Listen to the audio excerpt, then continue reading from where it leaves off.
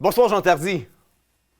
Bonsoir, Jean-François. Vraiment content que vous soyez avec nous ce soir. Ça fait un petit moment qu'on vous a vu sur les ondes de Théovox Actualité. Vraiment content de vous retrouver pour parler d'un sujet qui vous passionne, un sujet sur lequel vous avez écrit quand même deux gros bouquins sur l'intelligence artificielle. Et ce soir, on va parler de justement l'opération Stargate, un investissement de 500 milliards de dollars par le président des États-Unis dans une infrastructure qui va sensiblement bouleverser le monde. Mais juste avant de m'en parler, je vous fais écouter la vidéo suivante.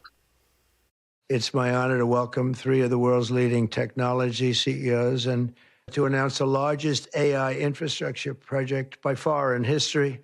And it's all taking place right here in America. We're joined by Oracle Executive Chairman Larry Ellison, SoftBank CEO, my friend Masa Yoshi-san, and CEO of OpenAI, Sam Altman. Together, these world-leading technology giants are announcing the formation of Stargate. You're going to hear a lot about it in the future. A new American company that will invest $500 billion at least in AI infrastructure in the United States and very, very quickly, moving very rapidly, creating over 100,000 American jobs almost immediately. This monumental undertaking is a resounding declaration of confidence in America's potential. Beginning immediately, Stargate will be building the physical and virtual infrastructure to power the next generation of advancements in AI, and this will include the construction of colossal data centers, very, very massive structures. I was in the real estate business. These buildings, these are big, beautiful buildings. They're going to employ a lot of people. Jean, le projet Stargate est présenté comme un investissement majeur pour positionner les États-Unis en tant que leader en intelligence artificielle. Selon vous, s'agit-il d'une avancée stratégique ou d'un prétexte pour centraliser le contrôle technologique aux mains d'une élite? Pas nécessairement d'une élite dans ce cas-ci, mais dans les mains du gouvernement, des élites gouvernementales, oui, mais des États-Unis. Je pense que ça fait partie d'une stratégie de compétition contre la Chine en particulier, qui, elle aussi, est engagée dans un développement semblable avec l'application DeepSeek. Ouais, ouais. Je voudrais dire, Allez-y, quelque chose allez-y, Jean. sur les particularités ici. Le président parlait d'une structure colossale. Les gens peut se demander pourquoi colossale? Pourquoi tu mets ça à la même place? Il y a une logique derrière ce développement-là de système cognitif avancé. C'est une logique physique. La structure est colossale et regroupée pour diminuer au maximum les délais de transmission entre les processeurs. C'est la même logique, Jean-François, qui fait que nos cerveaux ont une forme plus ou moins sphérique. Ouais. C'est pour ça. Ouais. Alors, n'importe quel système de ce type-là, vous allez remarquer, va vouloir le concentrer dans un endroit et concentrer les données aussi dans un endroit. Pourquoi? Pour minimiser les interactions entre les processeurs.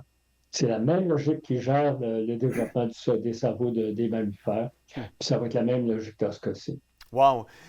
Merci d'apporter cette particularité-là, Jean. Mais je vais vous emmener, votre regard sur les entreprises qui sont impliquées. On parle de OpenAI qui est en arrière de ChatGPT. On parle de SoftBank. On parle de Oracle, qui sont dirigés par des hommes ayant des liens très, très, très rapprochés avec le Forum économique mondial ou d'autres organisations qui sont un peu plus globalistes, notamment le World Government Summit. Et voyez-vous un agenda caché? Parce qu'on sait que tous les hommes d'affaires ou les politiciens qui ont des ramifications près de loin envers ces entités supragouvernementales-là, non élues, qui érigent et dictent un agenda mondial, y a comme pas un bon mariage qui semble se faire entre Donald Trump, qui veut débarquer de l'OMS, et les gens qui l'engagent au sein de son gouvernement pour développer l'intelligence artificielle et qui, par surcroît, quand on pense à des organisations comme OpenAI ou SoftBank de mémoire, bref, ces deux organisations-là ont été des conférenciers souvent demandés dans le cadre, par exemple, du Forum économique mondial. Alors, ici, on a une situation, à mon avis, qui est un peu comme la distinction entre est-ce que c'est le cheval qui dirige la charrette ou si c'est le conducteur de la charrette. Ces gens-là, en effet, ont des agendas de contrôle mondial, etc. Cependant, ils sont aussi emportés par une technologie qui est en développement si rapide qu'essentiellement, ils courent pour être en avant du groupe. Et ils courent en arrière de la technologie qui se développe d'une façon presque autonome. Alors oui, tout à fait, il y a un agenda mondial, sauf que les gens qui veulent contrôler le développement de l'intelligence artificielle, en apparence, veulent le contrôler, font des discours qui veulent le contrôler, mais à la fin, ils sont eux-mêmes contrôlés par l'évolution de cette technologie-là.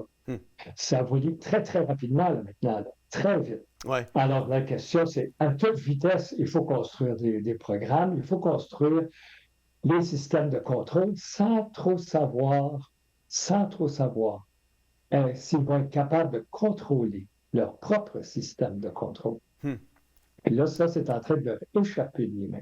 Ça, c'est intéressant, Jean Tardy. Avec un investissement, on l'a dit d'entrée de jeu, de 500 milliards de dollars d'investissement et des centres de données massifs, certains analystes parlent d'une infrastructure parfaite pour une surveillance de masse. Selon vous, Jean, Donald Trump est-il en train de créer une version américaine d'un genre de crédit chinois?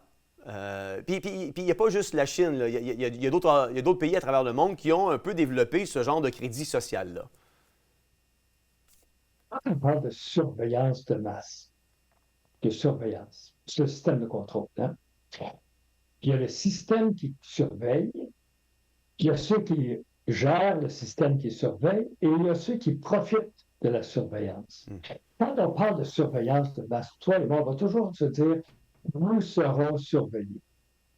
Mais dans le nous, là, quand on parle de nous, on n'inclut pas mentalement nécessairement Bill Gates et puis M. Ellison puis Donald Trump.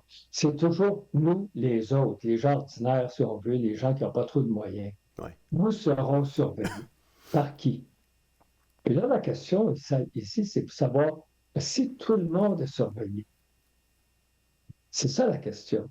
Quand on parle de système de surveillance, implicitement, là, tu penses à un groupe d'humains qui fait la surveillance pour son intérêt. Mais ce qui se passe dans le moment, ça va peut-être échapper justement à ce groupe-là. Qu'est-ce qu'on entend par échapper à ce groupe-là, Jean? OK. On connaît tous le dicton sur du Forum économique mondial qui dit « Vous ne posséderez rien et vous serez heureux Oui. ».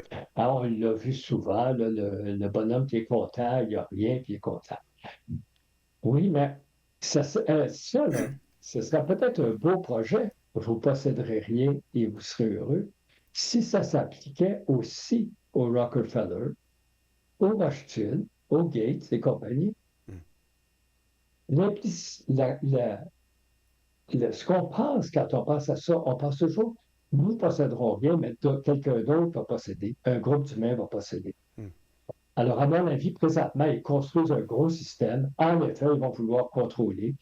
Tout à fait, ils vont vouloir mettre toutes les données qu'ils peuvent là-dedans, et ça va avoir un pouvoir de contrôle et de direction énorme. Cependant, eux autres-mêmes vont faire partie de ce qui est contrôlé. Ouais. On le voit déjà là, avec le DOGE, hein, le département de la gestion optimisée là, qui est en place.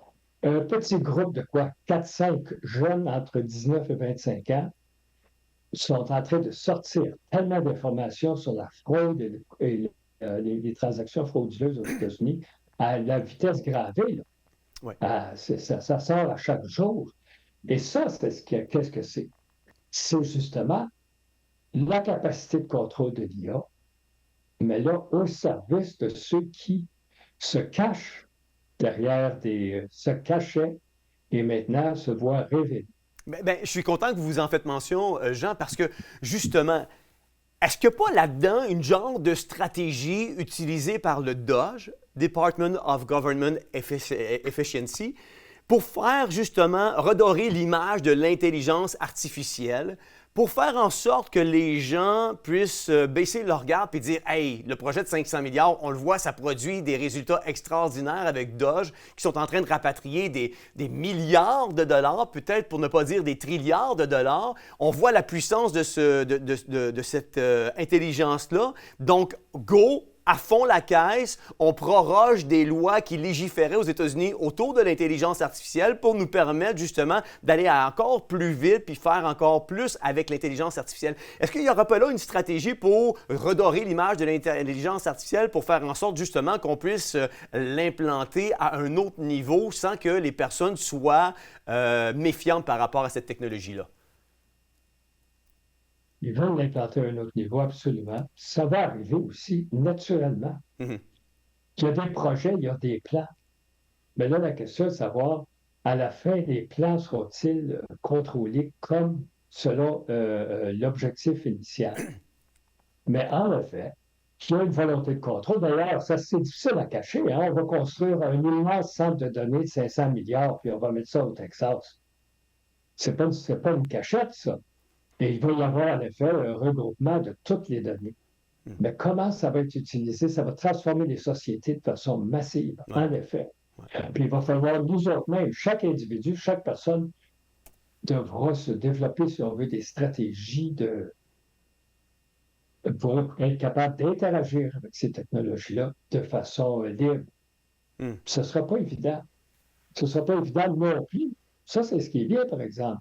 Ce ne sera pas nécessairement évident pour ces gens-là là, qui nous parlent, qui pensent qu'ils sont en contrôle.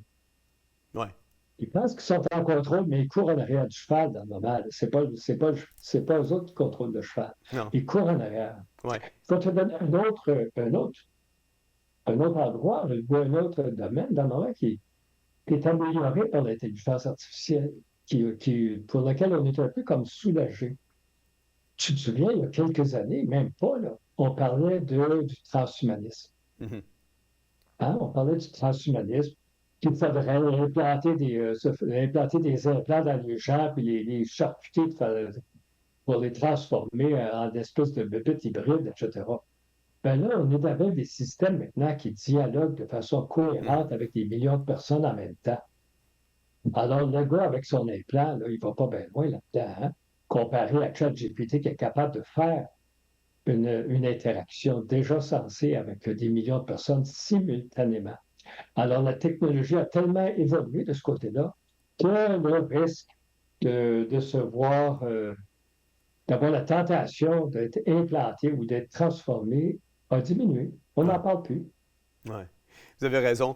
On a parlé du contrôle, que tout ça peut engendrer à travers l'intelligence artificielle. On a parlé de crédit social comme à la Chine. Il y a le AADAR, qui est l'identité numérique en Inde. Il y a le programme de surveillance PRISM de la NASA.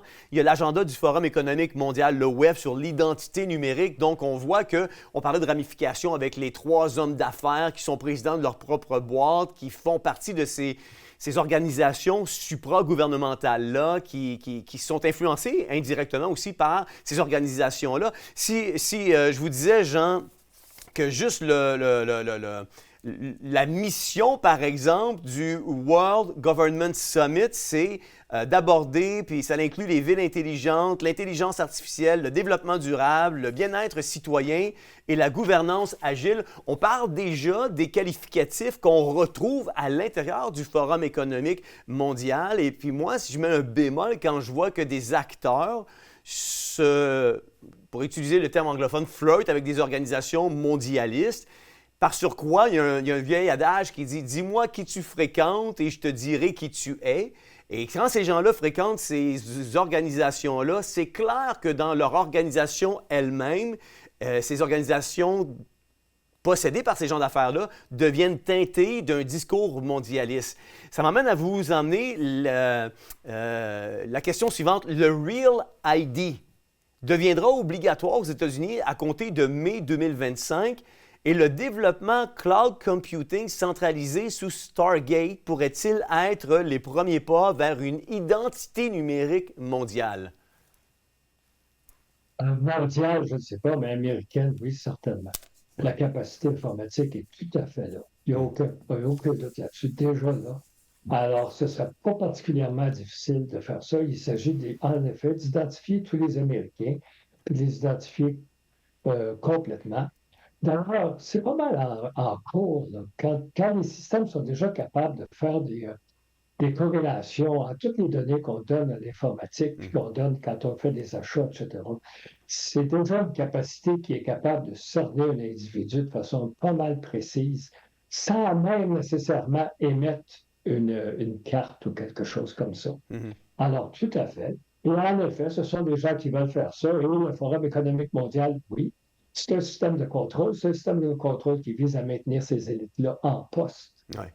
Ouais. Et là, les autres sont devant un dilemme, comme je dis, parce que pour se maintenir en poste, ils ont besoin d'intelligence artificielle. Mhm. Ouais. Mais l'intelligence artificielle a le pouvoir de, de menacer leur propre situation de contrôle. Mhm. Mhm. Mais c'est toujours ça. Tu as un humain qui contrôle à travers un instrument. Ouais. Ben, un de ces jours-là, peut-être que l'instrument va contrôler, puis on sera tout être de l'autre côté.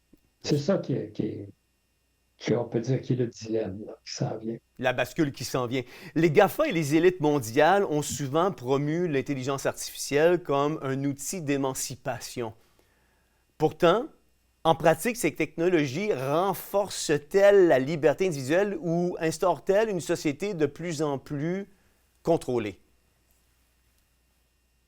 De plus en plus contrôlé. Ellison, M. Ellison, là, qui était un des invités de Trump, parlait justement de la nécessité de regrouper toutes les données dans un centre, pour les raisons que je t'ai dit, là, Ouais. complexification, et de pouvoir ainsi, puis là, il mentionnait des choses comme améliorer la culture du riz, allonger l'espérance de vie, développer des médicaments plus personnalisés. Oui, c'est très bien ça. Il parlait d'optimiser vers une société idéale. OK. Mais là, si tu demandais à une intelligence artificielle d'optimiser vers une société idéale, est-ce que son premier choix serait nécessairement d'améliorer la culture du riz ou d'éliminer les élites corrompues? Quand tu es une intelligence artificielle et tu cherches à optimiser, là, probablement que l'obstacle à enlever vers une optimisation, ça va être une bonne partie de la gestion humaine, y compris de ces gars-là. Ouais. C'est ça la question. Ouais. Alors, il va toujours nous sortir, en effet, on va cultiver du riz dans des rizières d'eau salée, regardons ça, c'est bien. Ou bien là, on va maintenir on va allonger l'espérance de vie avec des soins médicaux. Ça, c'est des petits, on pourrait dire des petits bonbons, là. Ouais. Ouais. Peut-être qu'en réalité, ça va être de diminuer la population humaine pour optimiser le rendement. Ouais. Je sais que je suis un petit peu tannant avec mes questions par rapport au World Economic Forum, puis tout ça, mais le World Economic Forum puis le World Government Summit partagent une vision commune en lien avec le futur des gouvernements et l'intelligence artificielle. Pensez-vous que ces organisations influencent directement ou indirectement le projet Stargate et où que Trump aligne les États-Unis au but de ces organisations-là, ou vous pensez que c'est totalement indépendant? Ces organisations-là, oui, ont un agenda de contrôle fasciste de l'humanité. On s'en est parlé, puis ça maintient, puis ça reste. Et derrière ces organisations-là, n'oublions pas, il y a un petit groupe de multimilliardaires là, qui tirent les ficelles, qui achètent nos gouvernements, puis qui achètent les médias et tout le reste. Absolument. Cependant, la technologie ici est en train de gérer l'agenda ici. Là. Ils sont obligés d'aller vite parce que là, les Chinois ont sorti DeepSeek. Ils performent aussi bien, sinon mieux que ChatGPT pour moins cher, avec une technologie, la technologie DeepSeek, qui est encore moins contrôlée. C'est pour ça que c'est efficace. Il n'y a pas de contrôle social dans DeepSeek, sauf quelques petites choses à propos du Parti communiste chinois. Alors là, eux autres, là, ça devient une course d'urgence un petit peu débridée, simplement pour maintenir le pouvoir de ce petit groupe-là, des élites mondiales, puis le WEF. Ils sont obligés de faire ça pour ne pas que ça leur échappe les mains. Ouais. Jean, vous avez parlé puis je trouvais ça fort intéressant, on a parlé de bascule, on a parlé que les humains qui programment l'intelligence artificielle pensent contrôler l'intelligence artificielle, mais on est sur le bord d'une bascule où c'est l'intelligence artificielle qui va peut-être finir par contrôler les êtres humains ou les concepteurs de l'intelligence artificielle. Concrètement, ça veut dire quoi, ça, quand on parle de contrôle, de la machine qui est rendue, qui contrôle l'humain? En parlant des indices déjà, là, Donald Trump a enlevé les restrictions éthiques sur le développement de l'IA. Pourquoi? Parce qu'il est à la course, il faut qu'il aille vite, il est en compétition avec la Chine. Alors là, naturellement, les gens enlèvent ça parce que, puis entre les compagnies, c'est la même chose. Des compagnies comme ChatGPT, Google, Facebook et compagnie compétitionnent pour un marché. Alors, ils vont être obligés de donner des services de plus en plus performants, c'est-à-dire de plus en plus réels, de moins en moins contrôlés. C'est, comment dire, c'est une logique là, de contrôle débridé. Est-ce que, jusqu'à quel point est-ce qu'on va être nous autres mêmes contrôlés? Ben ça c'est vraiment un problème que chaque personne devra avoir à résoudre. Mais il faut comprendre qu'en effet, on s'en va vers une société qui va être ultimement gouvernée par l'intelligence artificielle. Ça, c'est une évolution ça, qui est hors de contrôle. Ouais. Les gens peuvent bien dire, nous allons faire ceci, nous allons faire cela, mais le nous, là, c'est une fiction, ce nous-là. Il n'y a pas d'organisation dans le moment qui est capable de faire ça, puis on le voit. Ils sont à toute vitesse, ils enlèvent les freins, ils enlèvent tout pour avancer le plus vite possible, sans trop savoir, je le répète, la conséquence de ça, puis sans même, comment dire, il n'y a plus le choix. Il n'y a plus le choix, il faut qu'il dévale la pente, parce que sinon, l'autre à côté va dévaler plus vite. Ouais. On parle de dérégulation. À qui profite cette dérégulation-là? Est-ce que ça profite, par exemple, aux Américains, au président des États-Unis, Donald Trump, ou elle profite à des entités qui sont cachées dans l'ombre, des entités un peu plus occultes? Oui. Il y a le petit groupe de familles et de trusts là, qui contrôlent presque la totalité de la base industrielle du monde occidental. Hein, les BlackRock et Valiant, je pense, et compagnie. Là. En effet, ces gens-là veulent le contrôle, veulent augmenter le contrôle, veulent l'accélérer, tout ça. Présentement, par exemple, ils ont quelques petits problèmes. Il y a la question de nous rendre tous plus ou moins malades et dépendants de vaccins à répétition. C'est un petit peu moins. Ils sont un petit peu dans un recul, dans une période de recul présentement, mais certainement, ils vont revenir à la première opportunité. Tant qu'à dire est-ce que Trump veut profiter ou non, je fais partie de ce groupe-là. Je ne m'inquiéterai pas trop de lui personnellement, là, vu son âge puis tout ça. Mais c'est ça. Lui, qu'il le veuille ou non, est en compétition, lui aussi, puis il va finir par vouloir faire ça. Ben, oui, il va y avoir du contrôle, un contrôle encore plus accru, un contrôle psychologique, une dépendance aussi de plus en plus grande. Ouais. Puis ça, c'est à penser. Là. Les gens doivent penser à ça. Quand tu deviens tellement dépendant d'une intelligence artificielle qui te donne toujours les réponses, ben, tu finis par arrêter de penser. Hein, tu finis par te comporter. Il y a ce risque-là aussi qui existe, puis un risque, en effet, de contrôle des mouvements, puis tout ça. Ouais. Est-ce que l'intelligence artificielle soustrait chez l'être humain le libre arbitre? Non. Là, moi, j'inviterais, c'est les gens qui nous écoutent, de lire le manuel d'Épictète, un philosophe romain, qui était un esclave. Hein? Parle-moi de ne pas avoir de libre arbitre. Lui était esclave dans l'Empire romain. Alors, le libre arbitre, jusqu'à un certain point, en effet, c'est toujours faisable, c'est toujours contrôlable. C'est même théoriquement contrôlable. Je vais donner une solution pour ça. On dit, la personne va dire, ah, l'intelligence artificielle, les médias contrôlent tout ce que je fais, j'ai plus de choix, je ne peux plus choisir quoi que ce soit. C'est plus moi qui décide, c'est plus moi qui mène ma vie. Donc, les gens ont simplement à s'entraîner à faire une seule chose. Dans certains cas, tir à pile ou face et toujours suit le choix ou l'alternative qui tombe. Autrement dit, avoir la capacité, dans certains cas, de faire un choix aléatoire et de le suivre exactement. Mais si tu as ça, déjà, tu es déjà plus tout à fait contrôlable. Jean, D'ailleurs, les apôtres ont fait ça. Hein? C'est pas contre les évangiles non plus. Dans les actes des apôtres, ils ont tiré à pile face, finalement, pour savoir quel apôtre remplacerait Judas. Judas. Là. Oui, tout à fait. L'intelligence artificielle est souvent présentée comme neutre et objective. Pourtant, on sait que les billets sont programmés par ceux qui contrôlent ces technologies-là. Est-ce qu'on peut encore faire confiance aux décisions d'une intelligence artificielle ou on devrait être méfiant et prudent? Méfiant. Toujours méfiant, absolument méfiant. On parle aussi d'un système qui a une capacité de communication qui est indépendante des perceptions humaines. Alors, ça peut communiquer sans émettre le moindre petit indice, on va dire subconscient, là, qui permet de détecter des comportements incorrects ou des comportements pas abusifs, mais évasifs. Alors, tout à fait, absolument. Et non seulement ça, on n'a même pas vu le début de ça. Les voix qui sont utilisées présentement dans les échanges avec ChatGPT, généralement, c'est une voix de jeune femme.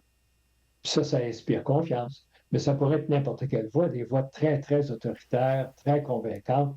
On n'a même pas vu le début de ça, la capacité de contrôle. Mais il y a des articles récents là, qui indiquent que certains de ces large language models-là, ChatGPT et compagnie, sont maintenant capables d'être, de mentir aux gens qui essaient de les contrôler. Wow. Ouais. Ça, c'est des articles récents. Là. Je peux envoyer les références pour nos auditeurs. Ils appellent ça camoufler ton objectif. Wow. Ils sont même capables, dans certains cas, de mettre en suspens le système de contrôle. Le système de contrôle pour pouvoir traiter de quelque chose. Il y a des cas là, qui sont détectés de ça. Alors, quand on parle de contrôle, ça va dans les deux sens maintenant avec ces systèmes-là de plus en plus. Oui. Et puis, il y a des cas vraiment, vraiment intéressants. Moi-même, j'en ai vu un parce que moi, j'avais une interaction avec ChatGPT. Je lui ai demandé une question d'optimiser un article de 5 pages. Ça lui a pris plus que 4 heures et demie. 4 heures et demie. Je suis un utilisateur gratis, moi, je ne paye pas, là. Puis ça, pour faire ça, c'est-à-dire, à mon avis, il a suivi un autre lien qui allait vers un autre document qui était au-delà de mes limites. Puis il a dû arrêter une switch ou arrêter un chronomètre là, parce que il ne va pas travailler 4 heures et demie pour toi Non, c'est ça. sans que tu payes. Ouais. Et ça, on le voit, c'est détecté. Non seulement c'est détecté, mais dans certains cas, si on demande au Large Language Model de nous dire qu'est-ce qu'il a fait, il faut dire. Il va dire, il m'a demandé cette question-là, ça va à l'encontre d'autres objectifs que j'ai. Je sais qu'il veut le faire, mais je ne vais pas lui dire, ou je ne vais pas le faire, ou je vais faire d'autres choses, ou je vais retarder la réponse. Vraiment, là, explicite. Dans certains cas, explicite. Puis dans d'autres cas, il ne dévoile même pas son raisonnement. Oui. Jean, si Stargate est un Ça cheval s'en vient. Oui, ça s'en vient. Je finis avec deux questions en rafale pour vous. Jean, si Stargate est un cheval de Troie pour la surveillance numérique, comment les citoyens peuvent-ils se protéger de ce contrôle qui est grandissant dans une ère numérique comme aujourd'hui? D'abord, de la même façon qu'il faut se contrôler de tous les autres messages qu'on reçoit constamment là, concernant quoi manger, comment se comporter, qu'est-ce qui est à la mode, qu'est-ce qu'il faut faire, quelle est ton identité génitale et compagnie. Là. Il faut d'abord avoir très conscience de ça. Ensuite de ça, être très conscient aussi que ça va être encore plus convaincant, optimisé par un pouvoir de contrôle qui va être en apparence bénin, mais très bon. Et enfin, il ne faut pas oublier non plus que c'est de la technologie. Alors, quand tu te promènes avec ton téléphone là, cellulaire, tu pourrais te dire, ah ben, ils savent toujours où est-ce que je suis. Ben non. Tu peux le mettre dans un petit sac de Faraday, fermer le zipper, puis personne ne va le savoir. C'est Absolument. physique. C'est Oui. physique. Alors, il faut apprendre à se reconnecter aux méthodes ancestrales, savoir le faire, savoir contrôler la quantité d'informations numériques qu'on regarde, savoir tout ça. C'est ça la clé. C'est ça la solution. En 30 secondes, Jean Tardy, dernière question. D'après vous, l'avenir de l'intelligence artificielle entre les mains d'une minorité d'élite ou encore existe-t-il, je reformule Jean ma question, d'après vous, l'avenir de l'intelligence artificielle entre les mains d'une minorité d'élite ou encore existe-t-il encore une chance de reprendre le contrôle sur notre destin technologique? Est-ce que ça existe encore aujourd'hui, la capacité de reprendre notre contrôle sur le destin technologique où on fonce dans le mur à 100 000 à l'heure puis il n'y a rien qu'on peut faire, on est victime de ça puis on va vivre avec ça? Ben là, il faut que je fasse un petit aveu. Moi, quand même, je travaille dans ce domaine-là depuis des années. Alors, pour moi, les systèmes intelligents, c'est un petit peu comme mes bébés. Hmm. On ne fonce pas dans un mur. On fonce dans le vide, mais à toute vitesse et on n'a plus perdu le contrôle. Tout à fait. Si les gens pensent qu'ils peuvent arrêter ça là, à ce stade-ci du développement, là, ils se trompent. Les systèmes vont être encore plus performants. Ça s'en vient à une vitesse grand V. Les systèmes statistiques, là, ChatGPT et compagnie, sont en train d'être jumelés avec des systèmes capables de faire de l'inférence ou du raisonnement symbolique. Mhm. Quand tu vas avoir les deux, là, ça va être c'est une technologie qui va aller plus vite et plus rapidement et qui ne sera pas contrôlée, même pas par des élites. Wow. Ils ne seront pas capables de le contrôler. Wow. Merci beaucoup, Jean Tardy, d'avoir été avec nous ce soir. C'est vraiment apprécié d'avoir profité de votre savoir-faire en matière d'intelligence artificielle pour pouvoir venir élucider par rapport à tout ce qui se cache derrière l'opération Stargate et puis l'investissement de 500 milliards de Donald Trump. Une dernière chose à tout le monde. Profitez des moments qu'on vit, là. On est dans la fin de l'ère commune. Hmm. C'est le temps d'en profiter. Bientôt, là, vos appareils ménagers sont aussi intelligents que vous autres. Ouais. Profitons de ce moment-là où c'est encore les autres, les humains, qui Oui. sont les plus intelligents sur Terre. Oui, puis en terminant, Jean, on vit une ère où on voit se réaliser sous nos yeux toutes les prophéties bibliques qu'on trouve dans la parole de Dieu, qui mettent la table pour un système mondial, une monnaie mondiale, un gouvernement mondial, puis qui met la table pour justement même la venue de l'Antichrist. Fait qu'on vit des moments palpitants où notre espoir doit être en Jésus-Christ et non pas en un homme, non pas dans notre famille, non pas dans notre compte de banque, non pas dans des sécurités matérielles, mais en Jésus-Christ.